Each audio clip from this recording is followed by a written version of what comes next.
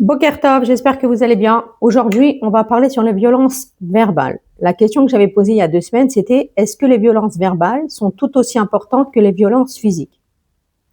Tout d'abord, il faut savoir que les mots tuent autant que les coups.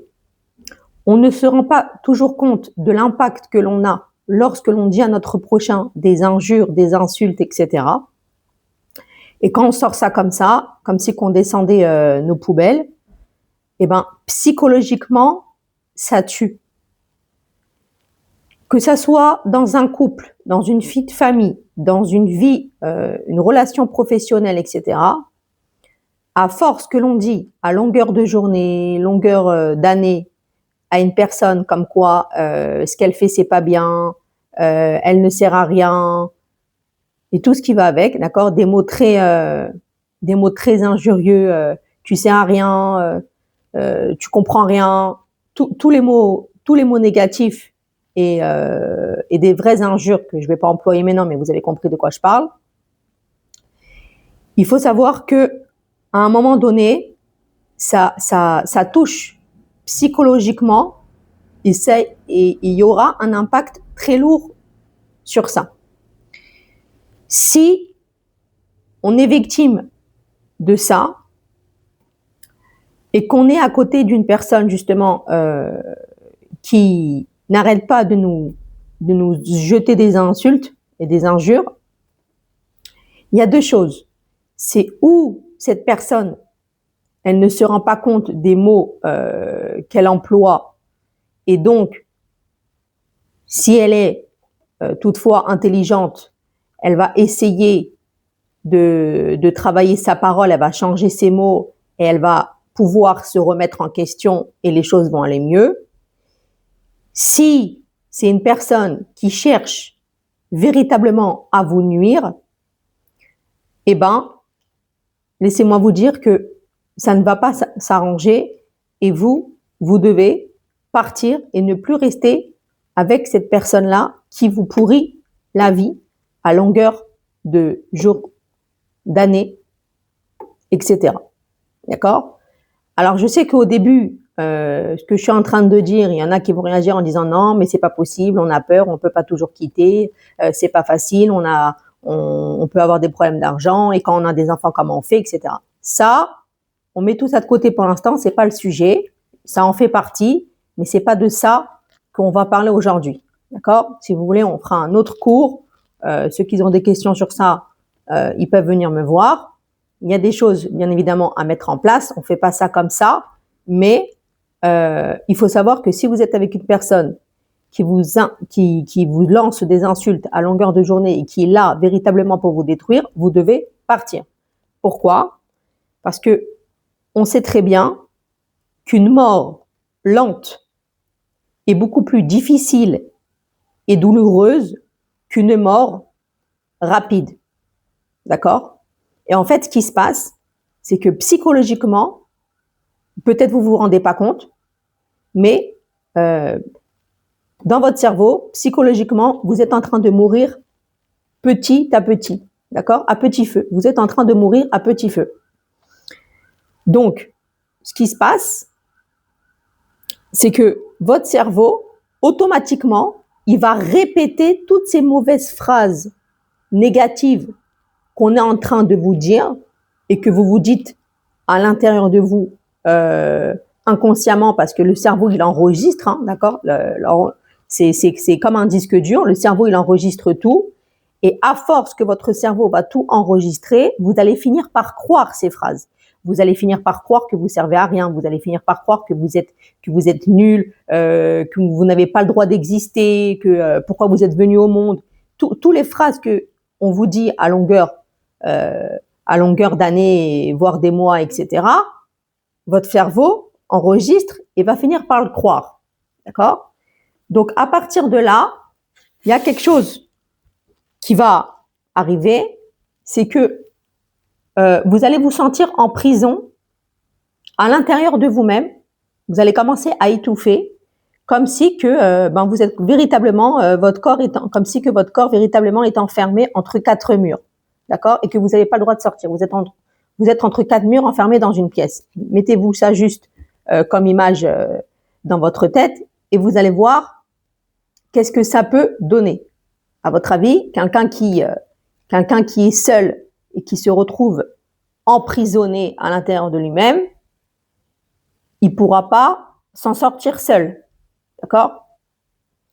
Et donc, quand on est comme ça en train de se tuer petit à petit, enfin, plutôt qu'on nous tue avec des violences verbales qui font extrêmement mal, parce que les gens, si c'est une personne qui est là véritablement pour vous détruire, ils savent les phrases à employer qui vous font mal, c'est fait consciemment et c'est fait véritablement, voilà, comme on l'a dit, pour vous détruire. Donc, quand la dégradation au niveau mental, elle arrive, petit à petit, les choses ils vont se mettre en place et c'est là que vous allez pouvoir tomber dans une dépression ou faire un burn-out, avoir des idées noires, voire même voilà tous les idées noires qu'on peut imaginer, le suicide et compagnie. Et quand ça vous touche comme ça moralement, automatiquement, ça va descendre et vous allez avoir un impact concrètement dans votre corps physique, d'accord? Parce qu'on sait très bien que les mots MAUX moraux, d'accord, à un moment donné, ça descend et ça se ressent dans notre corps. Par exemple, on dormira moins bien, on ne dormira pas du tout, on n'arrivera pas, on deviendra insomniaque, on n'arrivera pas, on ressent la poitrine compressée, on n'arrive plus à gérer notre journée et faire ce qu'on a à faire, d'accord? On peut avoir mal à la tête, on peut avoir des très grandes et très fortes migraines, d'accord? Et voire même avoir mal au dos, parce qu'on sait que le poids qu'on a dans notre tête par rapport à toutes les difficultés, les injures, etc., quand moralement on n'est pas bien, et concrètement ça descend comme ça passe du cerveau, ça descend, ça arrive ici, et concrètement, c'est les épaules, c'est le dos qui en prend un coup, donc on peut arriver à cause de psychologiquement, on peut arriver très vite à se dégrader physiquement et on va porter un poids vraiment, c'est le cas de le dire, sur nos épaules. Donc, vous l'avez compris, les violences verbales sont tout aussi importantes que les violences physiques, voire pire. C'est pas parce que concrètement, par exemple, voilà, j'ai une fracture au bras, concrètement, je vais aller me faire traiter, je vais aller me faire soigner. Et une fracture au bras, ça se répare, d'accord? Avec un plâtre, etc., ça se répare. Il faut savoir qu'une fracture aussi au niveau du cerveau, ça se répare. Mais il faut aller le traiter. Il faut savoir que le bourreau, dans n'importe quelle relation, je répète, que ce soit la famille, le couple, une relation professionnelle, votre employeur, enfin vraiment dans toute situation, d'accord, dans la vie, il n'y a aucune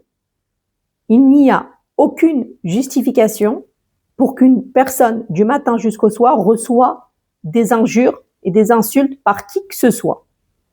Ça, c'est clair. Le bourreau, en fait, qui vous fait ça, et qui vous dénigre et qui veut vous détruire, etc., ça va être en fait une spirale, ça fait partie du jeu, entre guillemets, qu'à chaque fois, il va vous insulter, etc. Après, il va culpabiliser, il va vous demander pardon, il va se dire, il y en a même qui vont faire croire qu'ils ont pris conscience et qu'ils vont aller se faire suivre chez un psychiatre, thérapeute, etc. Mais en fait, il n'en est rien. C'est juste pour vous amadouer et pour faire calmer le jeu ou laisser passer du temps. Et après, hop, il recommence après avoir culpabilisé et demandé pardon, il recommence encore une fois à vous injurier, etc. Et donc, c'est la boucle infernale que vous êtes en train de vivre. Parce que là, je suis pas en train de parler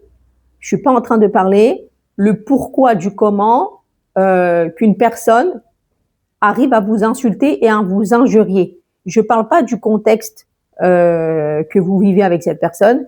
Je ne parle pas même du contexte d'où vient cette personne-là, parce qu'on sait que si c'est une personne qui a vécu lui-même dans sa famille avant de vous connaître, etc., des violences verbales, etc., on sait très bien tout ce qu'on vit quand on est petit, etc., dans nos familles. Il y a deux possibilités, ou on refait pareil dans la génération d'après, d'accord, avec notre femme, nos enfants, etc., par rapport à nous, comment on a été traité, ou justement on a pris conscience que c'était infect l'éducation qu'on a reçue et d'où là on vient, et donc on s'en écarte, d'accord. C'est quitte ou double, on va dire.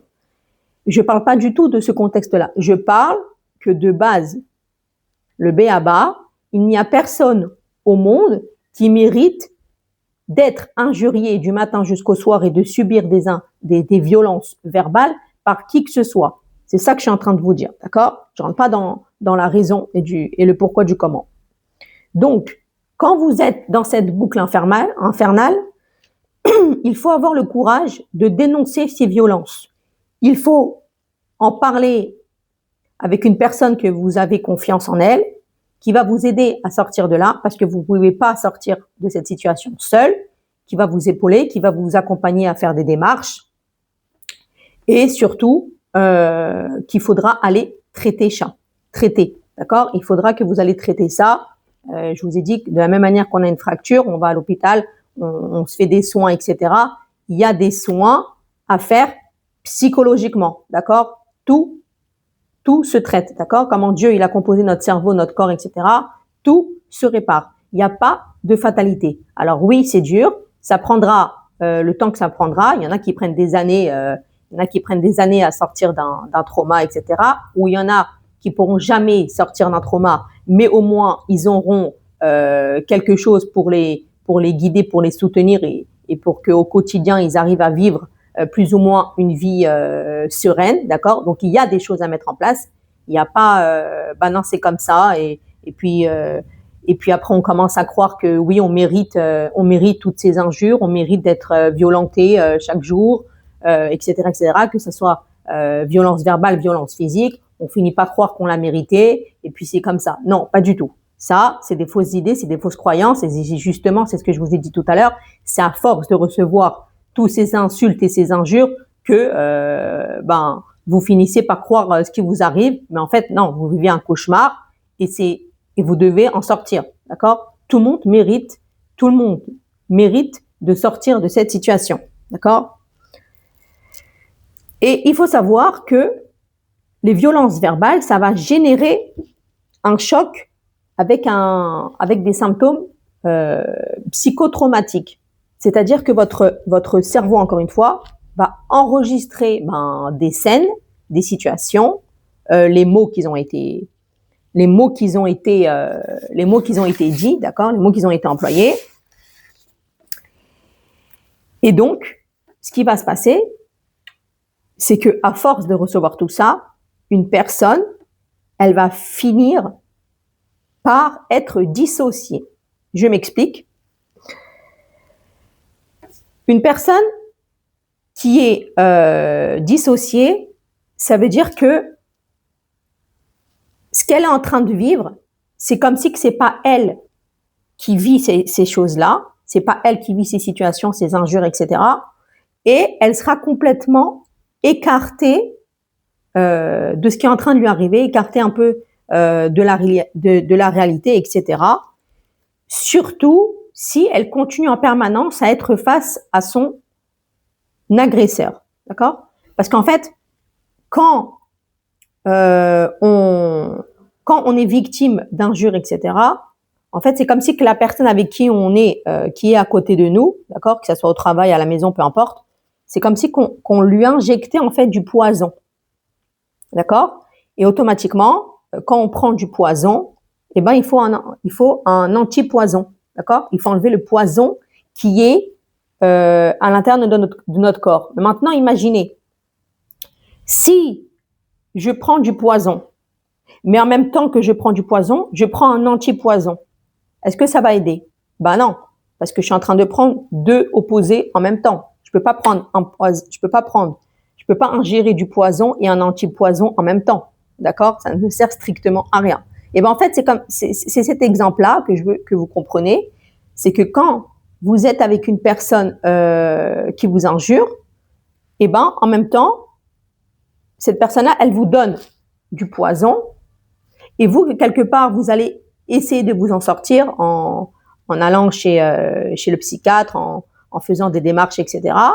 Mais en même temps, vous restez avec cette personne-là, et donc automatiquement, au même moment que vous êtes en train d'essayer de vous en sortir par la thérapie, par des psychiatres, etc., vous continuez à prendre du poison. Pourquoi? Parce que vous êtes resté encore avec cette personne-là qui vous injure. Donc c'est pour ça qu'on vous dit de partir et qu'il faut complètement quitter cette personne.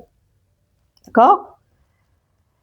Donc du coup, ce qui va se passer, c'est qu'une personne qui finit par être dissociée, c'est une personne qui continue surtout à être en contact avec le bourreau, enfin son agresseur, d'accord? Et continuellement, en fait, dans son cerveau, il y a un système, comment vous expliquer ça? Il y a un système qui va se mettre en place, dans le cerveau, en fait, de cette personne-là qui reçoit des insultes, il y a un système d'alarme qui va se déclencher, d'accord, continuellement dans le cerveau, et donc continuellement, en même temps, dans son cerveau-là, ça va bugger. Et donc, alors tout ça c'est très psychologie, il faut comprendre comment ça se passe à l'intérieur du cerveau, etc. Donc là, je vous l'ai fait même pas en une ligne, d'accord, pour essayer de vous faire comprendre. Et donc, automatiquement que cette alarme se met en place, automatiquement, il y a un bug dans le cerveau de cette personne qui continuellement va être là. Et en fait, ce qui se passe, c'est que quand la personne qui est à longueur de journée, qui reçoit ces injures, d'accord, eh ben, ce qui se passe, c'est que quand elle va essayer de dire ce qui lui arrive, d'accord, quand elle va essayer de raconter ce qu'elle est en train de vivre, ce qui est en train de se passer, etc., elle va le faire d'une façon que les gens n'attendent pas. C'est qu'en fait, elle peut raconter ce qui lui arrive, par exemple, avec un sourire, où elle va parler d'elle comme si qu'elle parlait d'une troisième personne, d'accord? Elle est complètement écartée, on va dire, de la réalité. Et voilà, elle est dissociée et elle ressent aucun sentiment au moment où elle est en train de raconter ce qui lui arrive. Et c'est pour ça, malheureusement, qu'il y a beaucoup de personnes que quand vous leur racontez ce qui est en train de vous arriver, ils ne vous croient pas, d'accord? Parce que les gens, normalement, ils attendent une attitude, quelqu'un qui va avec les paroles que vous êtes en train de lui dire. Par exemple, qui pleure, qui est triste, et que vraiment, physiquement, la réaction que vous allez avoir va avec le discours que vous êtes en train de lui dire. Mais là, ce que les gens ne savent pas, c'est que plus une personne, elle est traumatisée, plus elle est complètement dissociée et qu'elle ne ressent plus la douleur. C'est comme si qu'à un moment donné, à chaque fois, on vous tape ici, mais à chaque fois, donc au début, ça va faire mal, mais à chaque fois que vous avez l'habitude de recevoir un coup au même endroit, à un moment donné, ça va plus rien faire, ça va plus vous toucher, d'accord? Eh ben, c'est pareil. Plus une personne, en fait, elle est traumatisée, plus elle est complètement déconnectée, d'accord? Donc, en conclusion, on peut mourir des violences verbales, on va s'éteindre petit à petit, d'accord? On va s'éteindre à petit feu. Il faut que vous en parlez, il ne faut pas du tout que vous restez seul.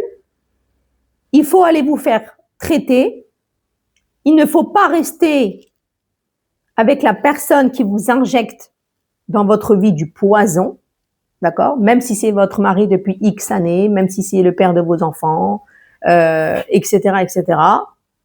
Donc là, je parle du conjoint, mais ça peut être aussi au sein de votre employeur, etc. Il y a des choses qui se passent dans les entreprises, etc., que les employés n'osent pas forcément dénoncer parce qu'ils ont ils ont peur des répercussions, de perdre leur travail. Automatiquement, on pense à l'argent, etc., au salaire.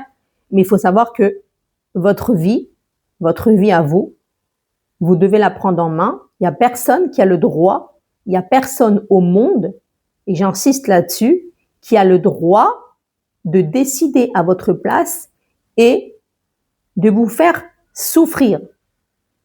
Vous n'avez pas le droit, il n'y a aucune justification pour qu'une personne, elle subit des violences physiques ou des violences verbales. Donc, c'est très dur de sortir de cette situation. C'est pour ça qu'il faut que vous en parlez. C'est pour ça qu'il faut que vous dénoncez. C'est pour ça qu'il faut vous faire accompagner et que vous devez traiter. Rappelez-vous l'exemple, et je terminerai sur ça. Tout est réparateur. C'est à vous de faire les démarches. Mais tout est réparateur, tout est possible. Il n'y a pas de fatalité. Vous avez l'opportunité de vous en sortir. D'accord? Une fracture se répare. Une fracture au cerveau aussi se répare. Ça prendra du temps. Il y a des choses à mettre en place. Ça prendra peut-être des années. Mais ce n'est pas impossible. Et il faut que vous le fassiez. Voilà. Je reste joignable. C'est un sujet qui est lourd. C'est un sujet qui est d'actualité. On voit encore beaucoup de violence envers les femmes, physiques, verbales, etc. Il y a beaucoup encore trop de machos aussi à mon goût. Et donc, du coup, il y a des personnes qui pensent vraiment au fur et à mesure du temps qui peuvent pas s'en sortir et qui méritent ce qui leur arrive, et que je suis là pour vous dire que c'est complètement faux et que personne ne mérite de vivre des injures. D'accord? Vous existez, vous êtes une personne, vous avez une âme, vous avez le droit de vivre comme tout le monde, vous avez le droit de vous faire aider et vous avez le droit d'être heureux. Heureux, heureuse. D'accord? Voilà. Je vous embrasse et je vous dis à très vite.